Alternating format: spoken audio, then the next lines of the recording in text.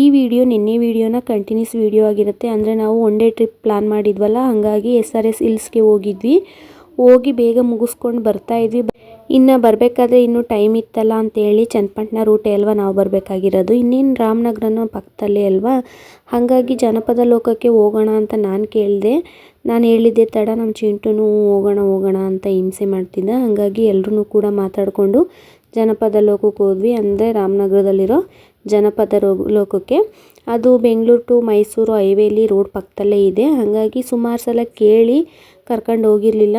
ಇವಾಗ ಅಲ್ಲೇ ಅದೇ ರೂಟಲ್ಲೇ ಬಂದ್ವಲ್ಲ ಅಂತೇಳಿ ಕೇಳಿದ್ದಕ್ಕೆ ಚಿಂಟುನು ಆಟ ಮಾಡಿದ್ದಕ್ಕೆ ಹೋಗೋಣ ಸರಿ ಅಂದ್ಬಿಟ್ಟು ಬಂದ್ವಿ. ಇನ್ನು ಎಂಟ್ರಿ ಫೀಸು ದೊಡ್ಡವ್ರಿಗಾದರೆ ಅಂದರೆ ನಮಗಾದರೆ 100 ರೂಪಾಯಿ ಇತ್ತು. ಚಿಂಟುಗಾದರೆ ಅಂದರೆ ಚಿಕ್ಕ ಮಕ್ಕಳಿಗೆ 12 ವರ್ಷದಿಂದ ಕೆಳಗಡೆ ಇರೋ ಮಕ್ಕಳಿಗೆ 50 ರೂಪಾಯಿ ಫೀಸ್ ಇತ್ತು. ಹಾಗಾಗಿ ಟಿಕೆಟ್ನು ಕೂಡ ತಗೊಂಡು ಎಂಟ್ರಿ ಆದ್ವಿ. ಆಗಬೇಕಾದ್ರೆ ನಾನು ಒಂದು ಸಲನೂ ನೋಡಿರಲಿಲ್ಲ. ಎಲ್ಲ ರೀತಿಯ ಕಲೆಗಳ ಒಂದು ಗೊಂಬೆಗಳನ್ನ ಮಾಡಿ ಅದರದ್ದು ಏನು ಇನ್ಫಾರ್ಮೇಷನ್ ಇತ್ತು ಅದೆಲ್ಲನೂ ಒಂದು ಬೋರ್ಡ್ ಮಾಡಿ ಹಾಕಿದ್ರು. ಹಾಗೇ ನೋಡ್ಕೊಂಡು ಹೋಗ್ತಾ ಇದ್ವಿ. ಹಾಗೆ ಎಂಟ್ರಿ ಆದ ತಕ್ಷಣವೇ ಅಲ್ಲಿ ಕುದುರೆ ಗಾಡಿದು ಸವಾರಿ ಇತ್ತು. ಆವಾಗಲೇ ಚಿಂಟು ಹಠ ಮಾಡ್ತಿದ್ದ ಕುದುರೆ ಗಾಡೀಲಿ ಹೋಗಬೇಕು ಅಂತ. ಹಾಗಾಗಿ ಒಳಗಡೆ ಎಲ್ಲ ನೋಡ್ಕೊಂಡು ಬಂದು ಕೊನೆಯಲ್ಲಿ ಹೋಗ್ಬೇಕಾದ್ರೆ ಕುದುರೆ ಸವಾರಿ ಹೋಗುವಂತೆ ಬಾ ಅಂತೇಳಿ ಅವನನ್ನು ಸಮಾಧಾನ ಮಾಡಿಕೊಂಡು ಕರ್ಕೊಂಡು ಹೋಗ್ತಾ ಇದ್ದೀವಿ. ಈ ಜನಪದ ಲೋಕ 15 ಎಕರೆಯಲ್ಲಿ ಇದೆಯಂತೆ. ಹಾಗಾಗಿ ಜನಪದ ಲೋಕದ ಶಿಲ್ಪಿ ಅಂತಲೇ ಕರೆಯೋ ನಾಡೋಜ ದಿವಂಗತ ನಾಗೇಗೌಡರು ಅವರು ನಿವೃತ್ತ IAS ಅಧಿಕಾರಿ ಮತ್ತು ಜನಪದ ಲೋಕದ ಬ್ರಹ್ಮ ಅಂತಲೇ ಕರೀತಾರೆ ಅವರನ್ನು. ಹಾಗಾಗಿ ಇವರು ಜನಪದ ಲೋಕನ ಸೃಷ್ಟಿ ಮಾಡಬೇಕು ಅಂತೇಳಿ ಅವ್ರ ಕನಸಾಗಿರುತ್ತೆ. ಅವರ ಸಹಕಾರದ ಜೊತೆನೇ ಅದನ್ನು ಕೂಡ ನೆರವೇರುತ್ತೆ. ಗೆಜ್ಜೆ ತಂದಿವನಿ ದರ ಸೆಳೆ ಮುಗ್ಗೆ ಬೇಕವ್ವ ನಿನಗೆ, ದುಂಡು ಮಲ್ಲಿಗೆ ಗಿಂಡಿಯ ಪನ್ನೀರೆ ಏನು ಬೇಕವ್ವ ನಿನಗೆ.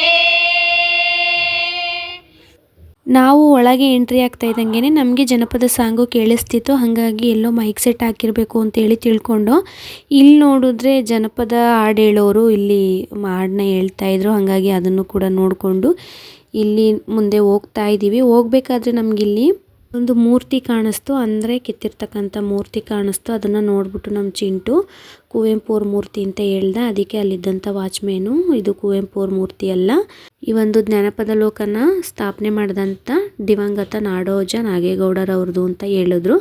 ನೆಕ್ಸ್ಟು ಹಂಗೇನೆ ಅವ್ರ ಬಗ್ಗೆ ಕೇಳಿಕೊಂಡು ಫೋಟೋನು ಕೂಡ ತಗೊಂಡು ಹೋಗ್ತಾ ಇದ್ದೀವಿ. ಹೋಗ್ಬೇಕಾದ್ರೆ ಇಲ್ಲೇ ಕಾಂತಾರ ಮೂವಿದು ಕೂಡ ಏನು ದೇವ್ರಿದೆಯಲ್ಲ ಅದರದ್ದು ಕೂಡ ಪ್ರತಿಮೆ ಇತ್ತು.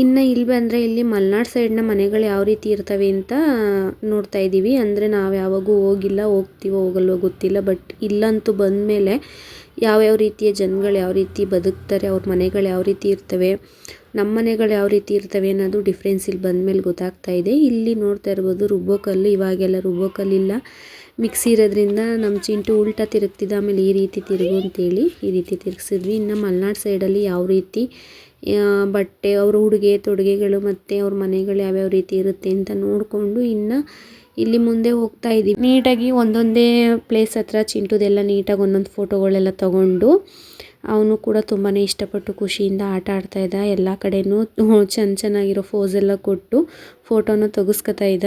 ಇನ್ನು ಬೆಟ್ಟಕ್ಕೆ ಹೋದಾಗ ಒಂದು ಕೂಡ ಗ್ರೂಪ್ ಫೋಟೋ ತೆಗೆಸ್ಕೊಂಡಿಲ್ಲ. ಹಾಗಾಗಿ ಎಲ್ಲರೂ ಕೂಡ ಒಂದು ಗ್ರೂಪ್ ಫೋಟೋನ ತೆಗೆಸ್ಕೊಂಡು ಹಾಗೇನೆ ಮುಂದೆ ನಡೆದ್ವಿ. ಇನ್ನು ಇಲ್ಲಿ ಗಿರಿಜನ ಲೋಕ ಅಂದ್ಬಿಟ್ಟು ಬೋರ್ಡ್ ಇತ್ತು. ಇಲ್ಲಿ 4 ಮನೆಗಳಿದೆಯಂತೆ. ಒಂದೊಂದು ರೀತಿಯ ಮನೆಗಳು, ಬೇರೆ ಬೇರೆ ಜನಗಳ ಮನೆಗಳಾಗಿರುತ್ತೆ. ಹಾಗಾಗಿ ಇಲ್ಲಿನ ಮನೆಯವರು ಯಾನೇ ನೋಡಿದ ತಕ್ಷಣ ನಿಮ್ಮ ಫ್ರೆಂಡ್ಸು ನಿಮ್ಮ ವಂಶಸ್ಥರು ಇಲ್ಲಿದ್ದಾರೆ ನೋಡು, ಒಂದು ಫೋಟೋ ತೊಗೊಡ್ತೀನಿ ಬಾ ಅಂತ ತಮಾಷೆ ಮಾಡ್ತಾಯಿದ್ರು. ಹಾಗೇ ನೋಡಿಕೊಂಡು ಮುಂದೆ ಹೋದ್ವಿ. ಇಲ್ಲಿ ಯಾವ ರೀತಿ ಬೆಂಕಿನ ಹಚ್ಚಿ ಬೆಂಕಿ ಕಾಯ್ತೀವಿ ಹಾಗೆ ಅದೇ ರೀತಿ ಕಾಯ್ತಾಯಿದ್ರು. ಒಂದೊಳ್ಳೆ ನ್ಯಾಚುರಲ್ ಆಗಿ ಒಂದು ಗೊಂಬೆನ ಅಷ್ಟೇ ನೀಟಾಗಿ ಮಾಡಿದ್ರು. ಮನೆಗಳು ಅಷ್ಟೇ ಹಳೆ ಕಾಲದ ಮನೆ ಅಂದರೆ ಕೊಟ್ಟಿಗೆ ಮನೆ ಮತ್ತು ಬಿದ್ರು ಕಡ್ಡಿಲಿ ಮಾಡಿರ್ತಾರಲ್ಲ ಮನೆಗಳು, ತೊಪ್ಪೆ ನೆಲ ತಾರಿಸಿ ಆ ರೀತಿ ಮನೆಗಳಿತ್ತು. ಹಾಗೇನೆ ನಾವು ಚಪ್ಪಲಿ ಬಿಟ್ಬಿಟ್ಟು ಒಳಗಡೆ ಹೋಗೋಣ ಅಂದ್ಕೊಂಡ್ವಿ. ಚೆನ್ನಾಗಿದೆಯಲ್ಲ, ಒಂಥರ ಮನೆ ಒಳಗಡೆ ನಾವು ಚಪ್ಪಲಿ ಹಾಕೊಂಡು ಹೋಗಲ್ವಲ್ಲ ಅಂತ.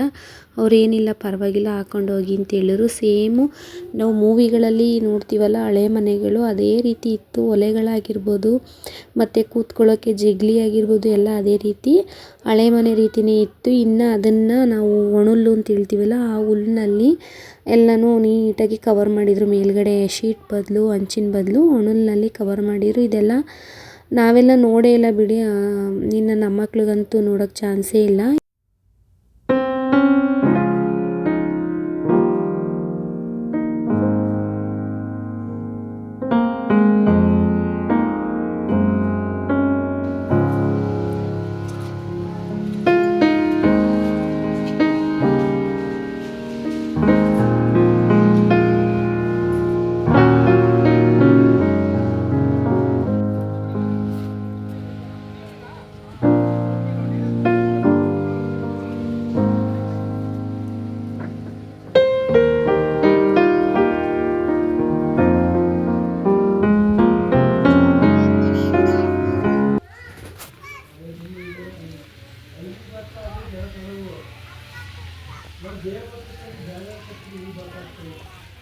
ಇನ್ನು ಎಲ್ಲರೂ ಓಡಾಡಿ ಸುಸ್ತಾಗ್ತಾ ಇದ್ರಲ್ಲ, ಹಾಗೇನೆ ನೀರು ಬರ್ತಿತ್ತು.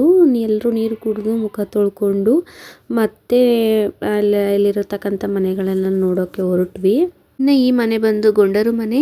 ಈ ಗೊಂಡರು ಜನ ಭಾರತದಲ್ಲಿ ಬುಡಕಟ್ಟು ಜನ ಅಂತಲೇ ಹೇಳ್ತಾರೆ. ಇವರು ಅತಿ ಹೆಚ್ಚು ಜನಸಂಖ್ಯೆನ ಹೊಂದಿದ್ದಾರೆ ಮತ್ತು ಇವರು ದ್ರಾವಿಡ ಗುಂಪಿಗೆ ಸೇರಿರೋರು ಅಂತಲೇ ಹೇಳ್ಬೋದು. ಇಲ್ಲಿ ನೋಡ್ತಾ ಇರ್ಬೋದು ತಾಯಿ ಮಗುನ ಯಾವ ರೀತಿ ಮಲಸ್ಕೊಂಡಿದೆ ಅಂತ. ಈ ಫೋಟೋ ನೋಡಿದಾಗ ನಮಗೂ ಕೂಡ ಒಂಥರ ಫೀಲ್ ಆಗುತ್ತೆ, ನಮ್ಮ ಮಕ್ಕಳು ನಾವು ಇದೇ ರೀತಿ ಅಲ್ವಾ ಆಟ ಆಡಿಸ್ತಿದ್ದು ಅಂತ.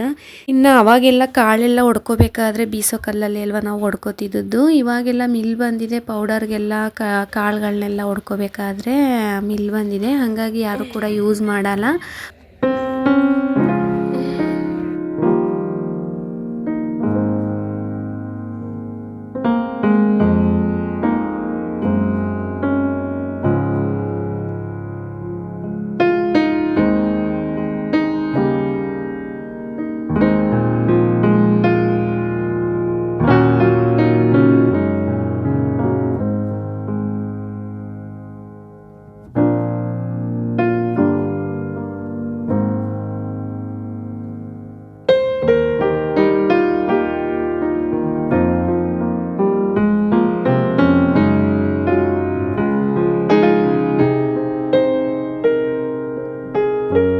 ಇನ್ನು ಇವರನ್ನ ಹಳ್ಳಿಕಾರ ಜನ ಅಂತ ಕರೀತಾರೆ. ಇವರು ಜಾನುವಾರುಗಳನ್ನ ಅಂದರೆ ದನಗಳನ್ನ ಸಾಕಿ ಅದಕ್ಕೆ ಅಂದ ಚಂದ ಮಾಡಿ ಅವುಗಳ ಜಾತ್ರೆನ ಮಾಡ್ತಾರೆ. ಹಾಗಾಗಿ ಇದನ್ನು ಹಳ್ಳಿಕಾರ ಜನ ಅಂತಲೇ ಕರೀತಾರೆ. ಇನ್ನು ಅಲ್ಲಿ ಶಿವಲಿಂಗ ದೇವಸ್ಥಾನ ಇತ್ತು.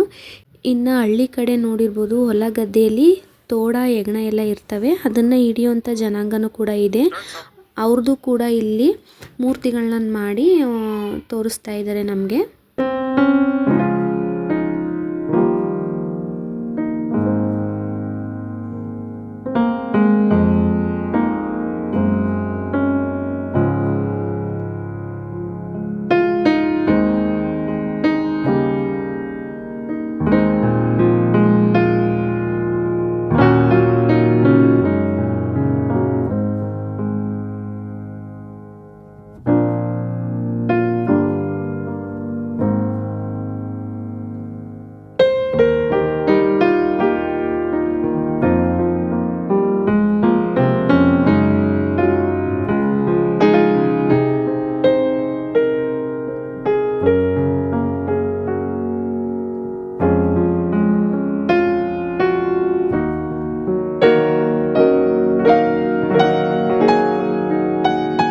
ಇವರು ಆಲಕ್ಕಿ ಒಕ್ಕಲಿಗರು. ಇವರು ಹಾಡು ಹೇಳ್ಕೊಂಡು ಭಿಕ್ಷೆ ಬೇಡ್ಕೊಂಡು ಇವ್ರ ಜೀವನನ ಸಾಗಿಸ್ತಾರಂತೆ. ಹಾಗಾಗಿ ಇವರ ಜೀವನ ಶೈಲಿ ಮತ್ತು ಈ ಜನಾಂಗದವ್ರು ಯಾವ ರೀತಿ ಇರ್ತಾರೆ ಅಂದ್ಬಿಟ್ಟು ಮತ್ತು ಅವ್ರ ಮನೆಗಳು ಯಾವ ರೀತಿ ಇರುತ್ತೆ ಅಂತೇಳಿ ಎಲ್ಲನೂ ಕೂಡ ತೋರಿಸ್ತಾ ಇದ್ದಾರೆ ಇಲ್ಲಿ ನಮಗೆ.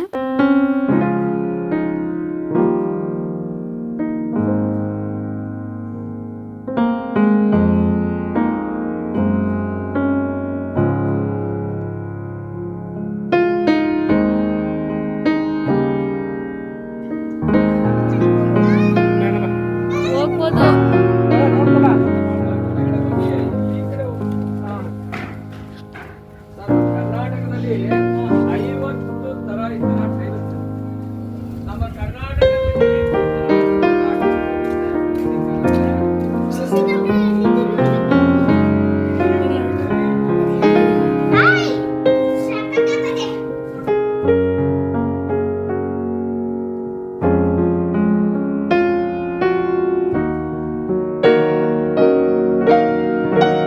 ಇನ್ನು ನಾವು ಹೇಗೆ ದಿನನಿತ್ಯ ಜೀವನನ ಸಾಗಿಸ್ತೀವಿ ಅದೇ ರೀತಿ ಎಲ್ಲ ರೀತಿಯ ಪ್ರತಿಮೆಗಳು ಕೂಡ ಇಲ್ಲಿದ್ವು. ಅದನ್ನು ನೋಡ್ತಾ ನೋಡ್ತಾ ನಾವು ಕೂಡ ಇದೇ ರೀತಿ ಅಲ್ವಾ ಮಾಡ್ತಿದ್ದು ಮೊದಲೆಲ್ಲ, ಈ ಥರನೇ ಅಲ್ವಾ ಮಕ್ಕಳು ರೀತಿ ಎಲ್ಲ ಆಟ ಆಡ್ತಿದ್ದು. ಇವಾಗೆಲ್ಲ ಮರ್ತೋಗ್ತಾ ಇದೆ. ಇನ್ನು ನಮ್ಮ ಮಕ್ಕಳು ಈ ಥರ ಎಲ್ಲ ಆಟನೇ ಆಡಲ್ವಲ್ಲ ಅಂತ ಅಂದ್ಕೊಂಡು ಈ ಮುಂದೆ ನೋಡ್ಕೊಂಡು ಬರ್ತಾಯಿದ್ವಿ. ಇನ್ನು ಇಲ್ಲಿ ಕಾಡಿನ ಜನಾಂಗ, ಕಾಡಿನ ಜನರು ಯಾವ ರೀತಿ ಇರ್ತಾರೆ ಅಂತ ಇಲ್ಲಿ ಯಾಕೋ ಕ್ಲೋಸ್ ಮಾಡಿಬಿಟ್ಟಿದ್ರು ಒಳಗಡೆ ಹೋಗೋಕ್ಕೆ. ಇನ್ನು ನೆಕ್ಸ್ಟ್ ಇದೊಂದು ಫೋಟೋ ತೊಗೊಂಡಿರಲಿಲ್ಲ ಚಿಂಟುದು, ಹಾಗಾಗಿ ಫೋಟೋ ತಗೋ ಅಂತೇಳಿ ನೆಕ್ಸ್ಟ್ ಇಲ್ಲಿ ಬರಬೇಕಾದ್ರೆ ತುಂಬಾ ಕೋತಿಗಳಿದ್ದು. ಇನ್ನು ಉಳ್ದಂಥ ಸೌತೆಕಾಯಿ ಎಲ್ಲನೂ ಕೋತಿಗಳಿಗೆ ಕೊಡ್ತೀನಿ ಅಂತೇಳಿ ಚಿಂಟು ಎಲ್ಲ ಕೋತಿಗಳಿಗೂ ಅಂದರೆ ಒಂದು ಇದಂಥ ಪೀಸಸ್ನ ಎಲ್ಲ ಕೋತಿಗಳನ್ನು ಕರೆದು ಕೊಟ್ಟ. ಇನ್ನು ಯಾವ ರೀತಿ ತೇರು ಎರಿತೀವಿ ನಾವು, ತೇರಿನ ರಥ ಯಾವ ರೀತಿ ಇರುತ್ತೆ ಅಂತೇಳಿ ಅದು ಕೂಡ ಅಲ್ಲಿ ನೋಡ್ಬೋದು ನಾವು. ಇನ್ನು ನೆಕ್ಸ್ಟು ಚಿಂಟು ಫೇವ್ರೆಟ್ ಜಾಗ, ಅದು ನೋಡಿದ ತಕ್ಷಣವೇ ಓಡೋದ ನಾನು ಆಟ ಆಡ್ತೀನಿ ಅಂತ. ಅದಕ್ಕೆ ಎಲ್ಲನೂ ಒಂದೊಂದು ಸಲ ಆಟ ಆಡಿಬಿಡು, ಅದಾದಮೇಲೆ ಹೊರಡೋಣ ನಾವಿನ್ನು ಅಂತೇಳಿ ಒಂದು 1/4 ಗಂಟೆ 20 ನಿಮಿಷ ಅಲ್ಲೇ ಕೂತಿದ್ವಿ. ಅವನ್ನೆಲ್ಲ ಆಟನೂ ಆಟ ಆಡಿಕೊಂಡು ಇನ್ನು ನೆಕ್ಸ್ಟು 2 ಕಡೆ ಮ್ಯೂಸಿಯಂ ಇತ್ತು. ಮ್ಯೂಸಿಯಂನಲ್ಲಿ ಗೊಂಬೆಗಳ ರೂಪದಲ್ಲಿರ್ತಕ್ಕಂಥ ದೇವರ ಮೂರ್ತಿಗಳು, ಹಾಗೇನೆ ಡೈಲಿ ನಾವು ಮನೆಯಲ್ಲಿ ಬಳಸ್ತಕ್ಕಂಥ ವಸ್ತುಗಳು, ಮಕ್ಕಳ ಆಟಿಕೆಗಳು ಮತ್ತು ಪ್ರತಿಯೊಂದು ಕೂಡ ಅಲ್ಲಿ ನಾವು ನೋಡ್ಬೋದಾಗಿತ್ತು. ಹಾಗೇನೆ ಎಲ್ಲನೂ ನೋಡಿಕೊಂಡು ಊರ ಕಡೆ ಹೊರಡೋಣ ಅಂತ ಅಷ್ಟರಲ್ಲಿ ಚಿಂಟು ಕುದುರೆ ಗಾಡಿ ಹತ್ರ ಹೋಗಿ ನಿಂತ್ಕೊಂಡ. ನಾನು ಮೊದಲೇ ಹೇಳಿರಲಿಲ್ವ, ನಾನು ಕುದುರೆ ಸವಾರಿ ಮಾಡಿಸ್ಲೇಬೇಕು ನೀವು ಅಂತ ಹೇಳ್ದ. ಸರಿ ಆಯಿತು ಅಂತೇಳಿ ಅವನ ಆಸೆನೂ ಕೂಡ ನೆರವೇರಿಸಿ ಅವನು ಕೂಡ ಬೆಳಗ್ಗೆಯಿಂದ ಓಡಾಡಿ ಸುಸ್ತಾಗಿದ್ವಿ. ಹಾಗಾಗಿ ಊರ ಕಡೆ ಹೊರಡೋಣ ಅಂತೇಳಿ ಹೊರಡ್ತಾ ಇದ್ದೀವಿ. ಯಾರಿಗೆಲ್ಲ ವಿಡಿಯೋ ಇಷ್ಟ ಆಯಿತು ಪ್ಲೀಸ್ ಲೈಕ್ನ ಮಾಡಿ, ಹಾಗೆಯೇ ವಿಡಿಯೋ ಇಷ್ಟ ಆಯ್ತಲ್ಲಿ ನನ್ನ ಚಾನಲ್ನ ಸಬ್ಸ್ಕ್ರೈಬ್ ಮಾಡ್ಕೊಳ್ಳಿ, ಹಾಗೆ ಬೆಲ್ಲೈಕನ್ನು ಕೂಡ ಪ್ರೆಸ್ ಮಾಡಿ. ವಿಡಿಯೋನ ಕೊನೆವರೆಗೂ ನೋಡಿದ್ದಕ್ಕಾಗಿ ಧನ್ಯವಾದಗಳು.